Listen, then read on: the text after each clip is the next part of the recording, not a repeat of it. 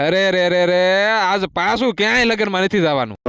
હવાર જાગી નહીં ત્યાંથી કે આજ ક્યાંય લગ્નમાં નતું જવાનું એટલે આવી ગયા સીધા વાડીએ. અબે સાલે હવે કાલ જે ભીંડામાં ગ્રો કર કાઢીને ભીંડાને આઝાદ કર્યો એ ભીંડામાં આજ નીંદવાનું આપણે ખડ. પછી લઈ લીધી દાતડીને આવી ગયા ભીંડો નીંદવા. ભીંડો નીંદતા મને જોવા મળે કે બે ત્રણ એનકે સૈત્રી.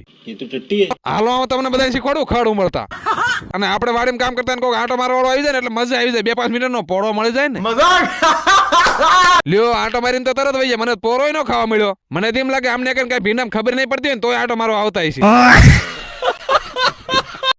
આપડા ભીનામાં ફૂલ ઉગડવાનું તો ચાલુ થઈ ગયું છે. લ્યો અમે બાપુ આંટો મારવા આવી ગયા. હું કામ કરતો ને એટલે બાપુ આંટો મારવા આવવું જ પડે કે આ કામ હરખન કરતો હોય છે કે નહીં કરતો હોય.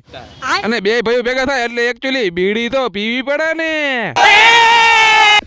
પછી બપોર ચડી ગયા એટલે ગાડી લઈને આવી જાય ઘરે ને એક વાટકો સાસ પી લીધી ને. અરે પાડા તારી જિંદગીમાં ધૂળ પડી ભલા માણસ.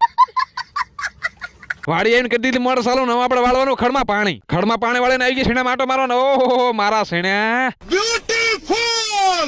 સાલે તું હવે હાંજે આપણે બનાવવાનું પડતું એટલે લઈ લીધી કોથમરી, લીલા મરસા,